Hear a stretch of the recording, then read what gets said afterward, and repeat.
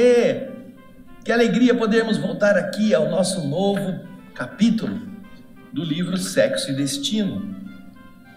Eu espero que você esteja acompanhando essa história linda, que começa já empolgante, falando sobre os conflitos emocionais, falando sobre como as pessoas às vezes vivem situações de dúvidas, de incertezas.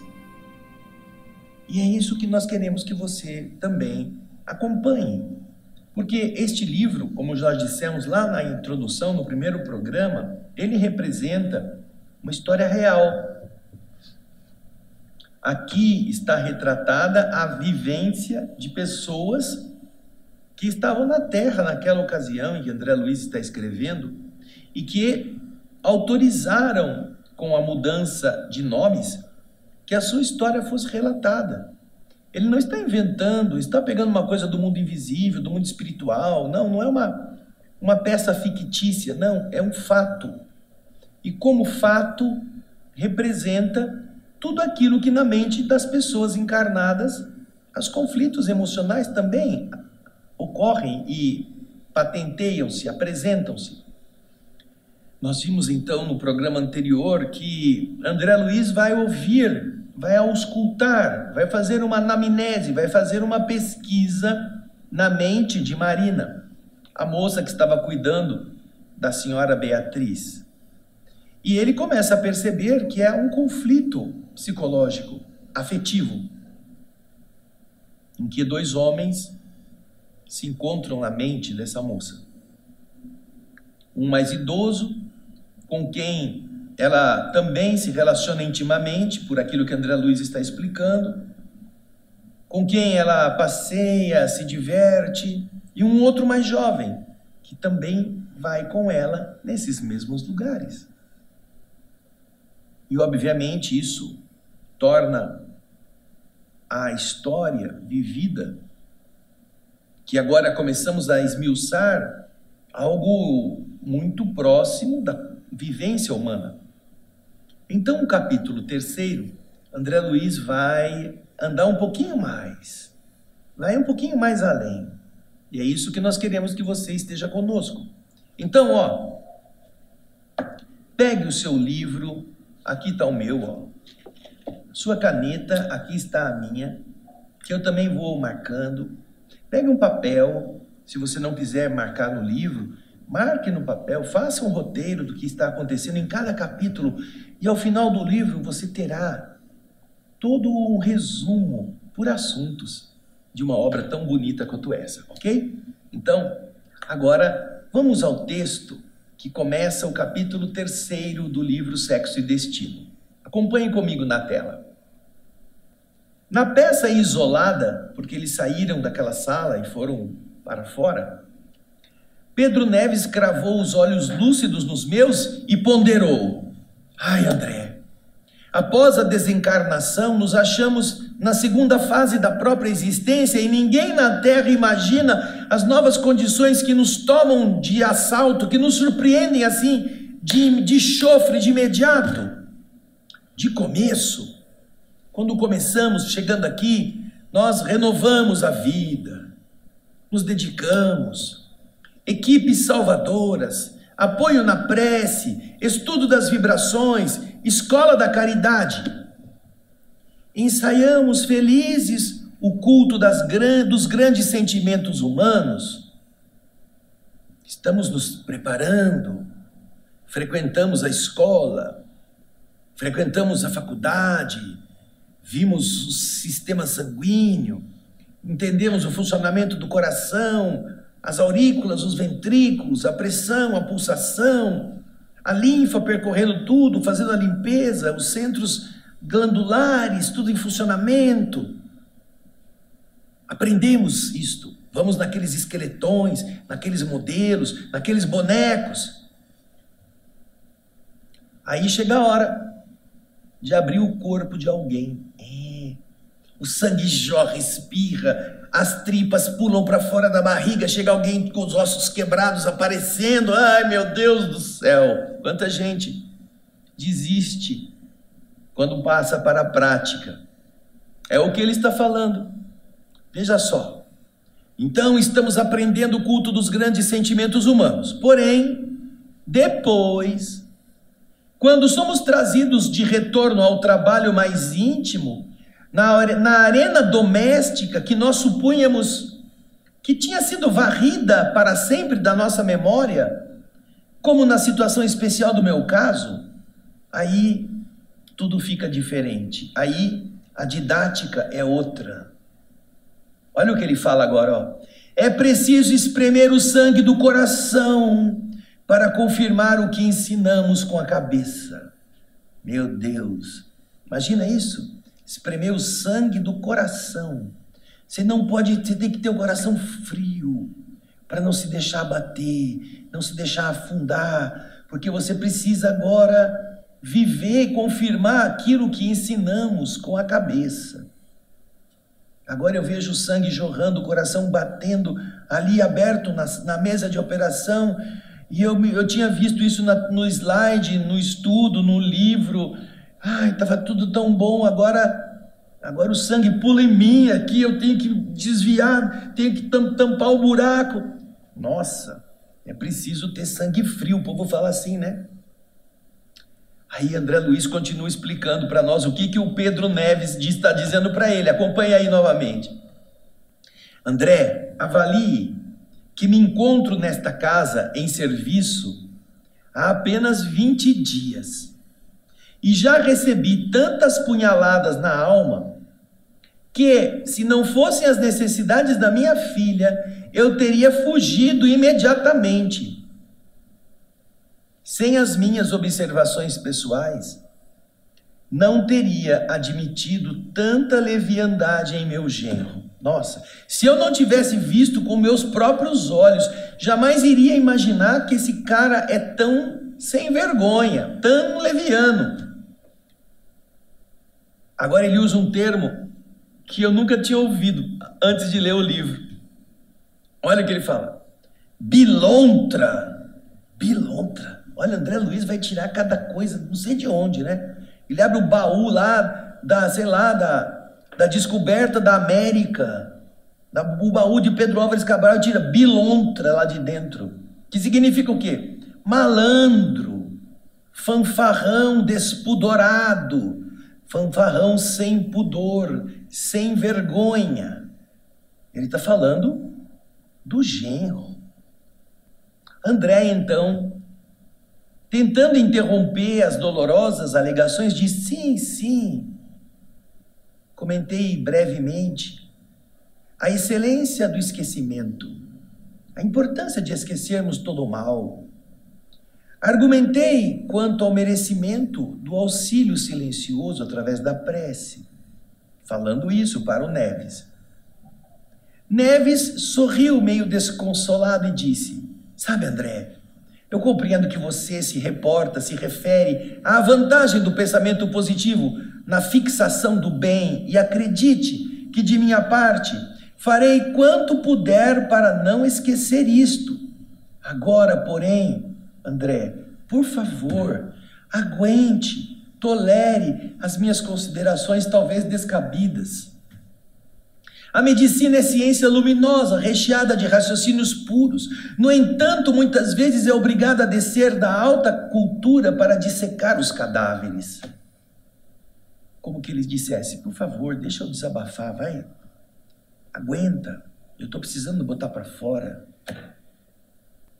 E então, diz André, endereçou-me o olhar de alguém que anseia derramar-se em outro alguém, desabafar, desafogar-se, e continuou dizendo: André, saiba você que na quinta noite da minha permanência aqui, notando Beatriz em aguda crise de sofrimento, sabe o que eu fiz? Fui atrás do meu genro, procurei por ele para que ele viesse ajudá-la em pessoa. E sabe onde é que eu encontrei o bilontra? Nada de escritório. Segundo aquela informação mentirosa que ele havia deixado em casa, fui trabalhar, estou no escritório. Indignado, Eu fui encontrá-lo numa furna penumbrosa. Olha só o que ele fala, hein? Furna penumbrosa, que é um antro sombrio, em plena madrugada, junto dessa menina que você acaba de conhecer. Então agora você está entendendo que o Pedro Neves estava louco da vida com a moça, porque na verdade ela estava tendo um caso com o genro dele, marido da filha. Os dois, diz o Pedro Neves, os dois unidos na furna penumbrosa, como marido e mulher. Olha aí no texto. Champanhe correndo solto. Solto fui eu que pus, tá? Champanhe correndo em música lasciva, música sensual. Entidades perturbadoras e perturbadas, unidas, ligadas ao corpo dos bailarinos, enquanto outras iam e vinham, inclinando-se sobre taças, cujo conteúdo lábios entediados não haviam conseguido beber totalmente. As entidades sugavam, se inclinavam sobre os copos que ainda tinham bebidas. Em um recanto multicolorido, em um lugar ali, onde algumas jovens exibiam formas seminuas, em coleios, corcoveios, movimentos sinuosos esquisitos, vampiros articulavam trejeitos, completando em sentido menos digno os quadros que o mau gosto humano pretendia apresentar em nome da arte. Imagina isto. Ele cita no texto a situação de vampiros. Você não vai pensar que se trata daquele carinha lá que tem doentão, que vai sugar o sangue. Nós já vimos isso em outras obras de André Luiz. Trata-se, essa expressão, de qualificar espíritos que estão sugando energias, que estão abastecendo-se daquilo que o encarnado produz e eles precisam. Então, nesses ambientes onde as moças seminuas faziam suas exibições sensuais, ali também estavam espíritos, aproveitando-se desse padrão primitivo das emoções e fazendo com que estas ambiências ficassem ainda mais estimuladas, ainda mais sensuais para quem estava vendo, porque de verdade ele está dizendo que o que ele estava vendo ali, o ser humano consideraria, segundo os conceitos torpes, como uma expressão artística dos requebros, dos coleios, dos corcoveios. Ele continua descrevendo o ambiente. Tudo rasteiro, impróprio, inconveniente. Fisguei meu genro e a sua colaboradora nos braços um do outro. Recordei minha filha doente e eu me revoltei. Súbito desespero tomou conta de mim. Minha razão oscilou escurecida, pois eu cheguei a justificar de relance a deplorada atitude dos companheiros desencarnados que se transformam em vingadores intransigentes. Eu entendi por que eles fazem isso. O Pedro Neves, que lá no começo do livro, André Luiz descreve como um trabalhador incansável, uma criatura devotada, um homem que ia nas furnas, que trazia as entidades, que era carinhoso com elas. Ele está dizendo agora que quando ele viu o genro com a sua contadora, com a sua companheira, na verdade naquele bordel, se embebedando, se alisando, se estimulando um ao outro, e a filha dele lá na casa sofrendo, ele disse: esses espíritos que têm ódio, que querem se vingar, eu acho que até que eles têm um pouco de razão. Ele está confessando isso para o André Luiz, imagina. Esses espíritos que se transformam em vingadores intransigentes. Olha ali, ó, olha o texto ali, ó. Oscilou minha razão escurecida, pois cheguei a justificar, achar que é normal a deplorável atitude dos companheiros desencarnados que se transformam em vingadores intransigentes. O homem velho que eu fora E o homem renovado que eu aspiro a ser lutavam em minhas fibras mais profundas, as minhas fibras recônditas. Pedro Neves fez uma pausa para rearticular os pensamentos e continuou. Veja só o que ele vai fazer. Tinha visto apavorado em outro tempo aqueles que se animalizavam depois da morte, nos lares que lhes haviam sido reduto, haviam sido refúgio, o reduto, a felicidade deles, e que agora, no plano espiritual, se arrojavam, se precipitavam violentos sobre os entes amados que lhes desertavam, que lhes abandonavam a afeição. Ah, a mulher se casou com outro, ou o marido agora arrumou uma outra companheira, e o espírito que havia sido a esposa ou o marido, agora alucinados, para atacar, para não permitir, para odiar aqueles que vêm roubar-lhe o ninho. Ele está então, ele tinha visto tantos seres fazendo isso, seres que se animalizavam depois da morte, naqueles ambientes da família que antes tinham sido refúgio à sua felicidade e agora tornarem-se violentos, seres agressivos, para se vingarem daqueles que agora arrumaram outra companhia. Eu, diz o Pedro, eu havia funcionado, entusiasmado em diversas comissões socorristas, procurando esclarecer essas entidades, procurando modificá-las para o bem, procurando fazer-lhes sentir que as lutas morais, depois da desencarnação, se levantavam igualmente em penosa herança para todos aqueles com os quais nós nos desarmonizávamos. Eu os advertia, eu dizia para eles que o túmulo também esperava aqueles na terra que lhes haviam sonegado lealdade e ternura. Eles também vão morrer. E muitas vezes eu conseguia acalmá-los para que eles saíssem daquele ambiente, que eles não ficassem ali prejudicando os encarnados que estavam querendo dar continuidade às suas vidas. Ele então confessa que ele já tinha vivido experiências semelhantes, mas não como membro da família, como um orientador, como um instrutor. Porém, diz ele, ali, naquele bordel, imprudentemente irritado contra a insensibilidade do homem que havia casado com a minha filha querida, eu me vi chamado a praticar os bons conselhos que eu havia administrado nos outros. Aí André Luiz fala assim, o Pedro fez um ligeiro intervalo, enxugou as lágrimas que lhe corriam no rosto, ao evocar a própria inconformação, e completou a frase acrescentando, André, mas eu não consegui me conter, eu não pude. Tomado de cólera irreprimível, eu avancei como uma fera desacorrentada e irrefletidamente esmurrei a cara do meu genro. Eu, espírito, batendo no encarnado. Ele deixou-se cair nos ombros da companheira, acusando agoniada indisposição, como se estivesse sob o impacto de uma súbita lipotimia, que é uma inesperada síncope, um desmaio. Presta atenção nisso, hein?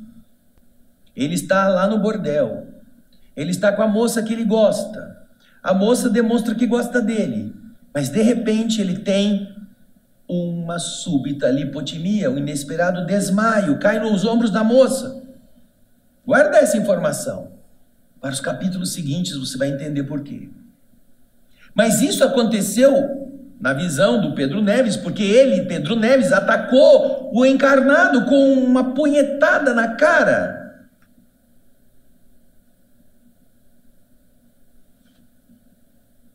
Só isso? Não, veja lá o texto. Dispunha-me em seguida, depois de ter dado um soco nele, a torcer-lhe o corpo em meus braços duros, fortes. Entretanto, eu não consegui. Não consegui fazer isso. Uma senhora desencarnada um espírito de semblante nobre e calmo aproximou, me desarmando o íntimo. Ela não demonstrava sinais exteriores de elevação espiritual. Ela se revelava, aliás, tão profundamente humana quanto nós mesmos, diz o Pedro Neves. Apenas ela era diferente de nós porque possuía um minúsculo distintivo luminoso que lhe brilhava palidamente no peito, como uma joia rara a emitir discreta radiação. Ela chegou, me afagou de leve a cabeça e me fez sentir sereno. Envergonhado do que eu havia feito e em que o que ainda eu queria fazer, eu olhei para ela constrangido. Essa mulher, essa dama inesperada, não me censurou, nem fez qualquer alusão ao meu gesto infeliz. Ao invés disso, ao contrário, falou-me com bondade em relação à filha doente. Ela, essa senhora, demonstrava conhecer Beatriz, tanto quanto eu mesmo. E acabou me convidando a sair daquele lugar para acompanhá-la até o quarto da doente, até o quarto da minha filha. Então, André, eu atendi sem relutância. E porque a gentil interventora, essa mulher tão delicada, no trajeto, somente se referisse aos méritos da compreensão e da tolerância, sem qualquer referência aos desvarios, àquele ambiente sórdido da casa que nós acabáramos de deixar, não censurou, não falou mal, não disse que aquilo era uma pouca vergonha, não, ela só falou da nossa paciência, do nosso mérito, compreender e tolerar. Então eu procurei me reprimir, me conter, para pensar exclusivamente no socorro à minha filha em dificuldade. A mensageira anônima recolocou-me no lar, despedindo-se delicada. E depois disso, eu não mais a vi.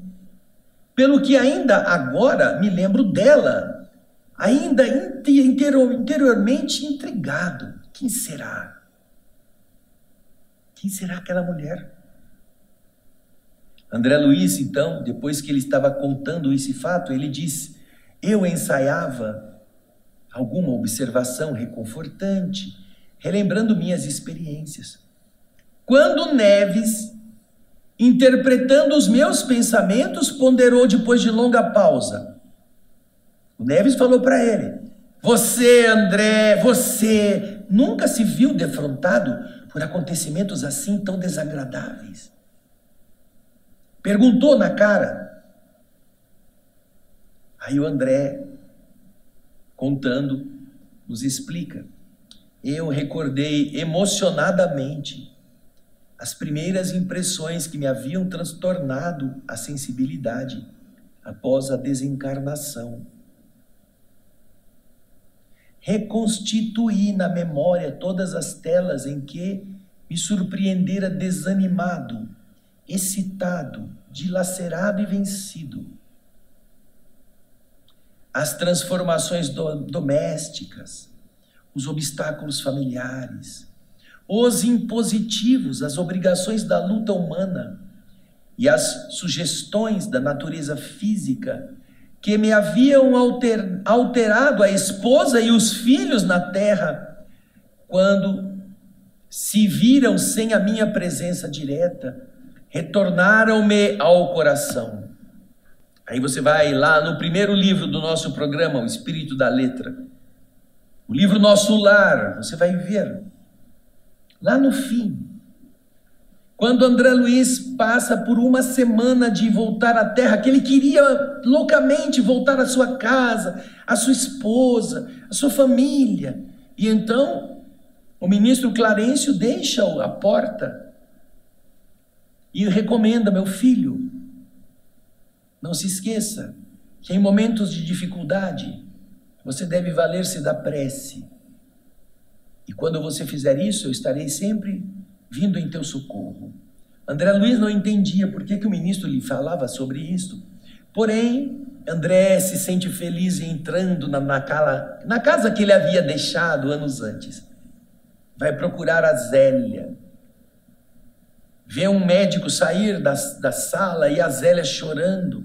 Descobre que a casa está toda diferente, não tem mais a mobília, não tem uma fotografia dele. E ela está chorando. Ai, doutor, será que ele vai sobreviver? Eu não aguentaria uma segunda viuvez. Nossa, o André Luiz ficou branco já naquela hora.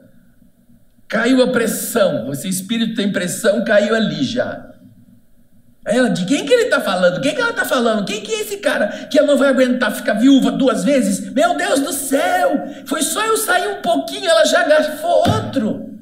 Ele vai ao quarto e vê lá o Ernesto, que era de verdade o amor da sua antiga esposa. Ele está esperando voltar ao lar, voltar à família. E ele encontra já um outro tomando conta. Ela mudou tudo, tirou toda a mobília velha, tirou as fotos do marido. Ela agora só quer o Ernesto e está desesperada porque o Ernesto está com 2 entidades atuando sobre ele, 2 espíritos malignos, inferiores nesse sentido, que estão sugando a sua energia. Ele está com pneumonia nos 2 pulmões, está passando muito mal. E André Luiz fala, meu Deus, que será que esse bandido, por que será que ele está aqui tomando tudo que era meu? A mulher baniu a imagem dele, a mulher falou para nenhuma das filhas falar do pai, porque o Ernesto não gostava. É um intruso na minha história, lá no nosso lar. André passa por um momento tão aflito que ele está em dúvida se ele se torna mais um obsessor do Ernesto ou o que ele faz com tudo que ele aprendeu. Ele se afasta do ambiente e fica sentado lá na entrada da casa chorando, sentindo-se assim, ferido de morte. É o que o Pedro Neves também está falando. Mas eu não vou contar o que acontece depois, não, lá no nosso lar. Vai lá você, ó, vai lá no nosso programa O Espírito da Letra, vai lá, pega lá o nosso lar, assiste ele de novo. Você vai ficar muito feliz de ver tudo que o André Luiz passou. Agora, vamos aqui, ó, o texto novamente, vamos lá, vamos pegar. Aí, veja só, André recorda tudo isso que eu estou falando para você.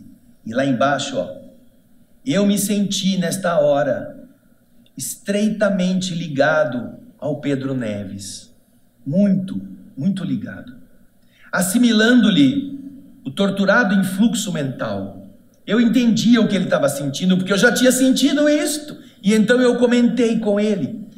Ai, Pedro, meu amigo, ao atravessarmos a grande barreira, os meus problemas a princípio foram enormes.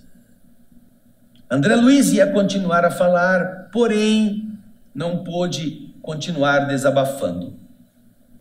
Nesse momento, um cavalheiro maduro e simpático penetrou o recinto e, obviamente, não nos percebeu. Neves, contrafeito, olhou, indicou o cara e falou: esse aí é o Nemésio, meu genro. Esse aí é o cara. É o cara, né? Eu que pus isso, tá? O recém-chegado olhou-se atenciosamente no espelho próximo, repassou o lenço branco sobre a testa suarenta e, quando reajustava a gravata, bem posta, bonita, escutou um longo suspiro. Imediatamente, lançou-se para a câmara, o quarto que estava mais próximo, e nós o seguimos.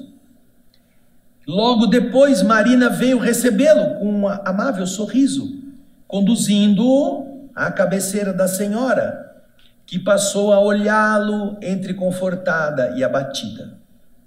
Dona Beatriz, a sua esposa, estendeu a mão descarnada que o marido beijou.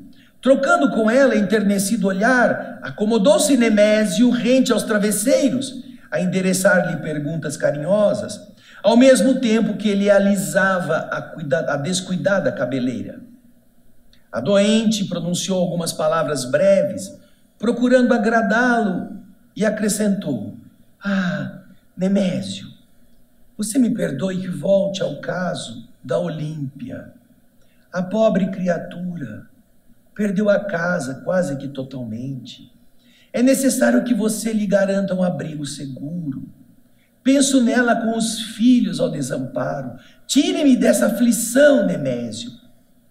Interpelado, o marido mostrou profunda emotividade e respondeu cortês: Beatriz, não há dúvida alguma nisso. Já enviei um amigo, construtor experiente ao local. Não se preocupe, tudo faremos sem qualquer sacrifício. É uma questão de tempo. E a esposa lhe respondeu: ai, Nemésio, eu receio partir de uma hora para outra. E ele responde: mas partir para onde? Nemésio então acariciou-lhe a fronte descolorida, sacou um sorriso amargo e disse: enquanto você estiver em tratamento, nossas viagens estão interrompidas, estão suspensas. Não é hora de São Lourenço? E ela respondeu: ah, Nemésio, minha estação curativa será outra. Referindo-se, obviamente, ao fato de ir para outra vida. E ele responde: não me fale em pessimismo. Ora, onde está a primavera de nossa casa? Você anda esquecida de que nos ensinou a colocar alegria em tudo? Beatriz, largue os ares sombrios. Ainda ontem ouvi o nosso médico. Você entrará em convalescência, em recuperação já. Amanhã tomarei as providências definitivas para que o barraco seja levantado da Olímpia. Você estará restabelecida em breve e ambos iremos ao primeiro café em casa de nossa Olímpia. Dona Beatriz, diante do carinho dele, pareceu reanimar-se.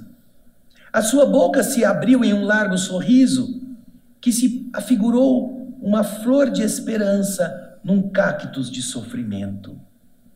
Aqueles olhos imensamente lúcidos derramaram 2 lágrimas de felicidade que o esposo enxugou com gracioso gesto. Na face amarelada lampejaram raios de confiança. Experimentando-se mentalmente renovada, a enferma, a doente, acreditou no reerguimento do corpo físico e sonhou viver por muito tempo ainda no aconchego familiar. Manifestando o próprio reconforto, solicitou de Marina uma chávena de leite. E você vai ver a cena, o projeto imagem. A enfermeira atendeu comovida, aí está. E enquanto a doente bebia o líquido gole a gole, lá está André e Pedro Neves atrás, eu refleti na bondade daquele homem, que a palavra do companheiro me apresentava em outras cores. O pensamento de Nemésio se nos revelava até ali claro e puro. Trazia Dona Beatriz no cérebro, nos olhos, nos ouvidos, no coração. Dispensava a ela a compreensão de um amigo, a ternura de um pai. Neves, o pai real, meu amigo invisível aqui, endereçava-me estranho olhar, como se ele, tanto quanto eu, estivesse defrontado por indizível assombro. Alguns momentos escoaram rápidos. Quando a doente devolveu a xícara, outro quadro se nos desdobrou a visão. Nemésio levantara-se rente ao leito e por trás da cabeceira alta, elevada, estendeu a mão, estendeu a Marina, que estava do outro lado, a sua mão grossa e áspera, que ela entregou, ao qual ela entregou a própria mão alva e leve. Ou seja, em cima da cabeceira, Nemésio, diante da esposa doente, oferece a mão por detrás, para que a moça Marina também possa pegá-la, no que ele é correspondido. Então o marido passou a falar brandas palavras para a esposa satisfeita, afagando simultaneamente os róseos dedos da jovem, que pouco a pouco ia se desinibindo através do olhar malicioso que ela enviava para o seu companheiro. Contemplei Nemésio admirado. Seus pensamentos agora se alteravam, que me pareceram então incompatíveis com a sensação de respeitabilidade que ele nos inspirava. Voltei-me instintivamente para Neves e ele, indicando-me as duas mãos, imagina o Neves fazendo assim, ó. Tá vendo lá? Olha lá. Neves indicando-me as duas mãos que se acariciavam uma outra, olhou para mim e falou assim: André, este homem é um enigma. Este homem é um enigma. Você acha? Ama a mulher e está acariciando a mão da amante na mesma cama. E com isso você percebe então como que essas situações mexiam com o afeto do espírito. E olha, agora que terminamos esse capítulo 3 e que teremos a sequência, importante que nós meditemos numa coisa. Você que tem família, você que tem filhos, você que tem marido, tem esposa, prepare-se. Sabe? Aqui, ó. Prepare-se. Não porque você tem que desconfiar das pessoas, não. Mas porque mesmo quando você está com as pessoas por um longo tempo, você ainda não as conhece, como nós também não nos conhecemos. Nós também não sabemos como somos, no mais profundo. Nós não passamos por todas as situações da vida. Nós não encontramos, às vezes, oportunidades para fazer coisas que, quando encontramos, nós não sabemos como agir.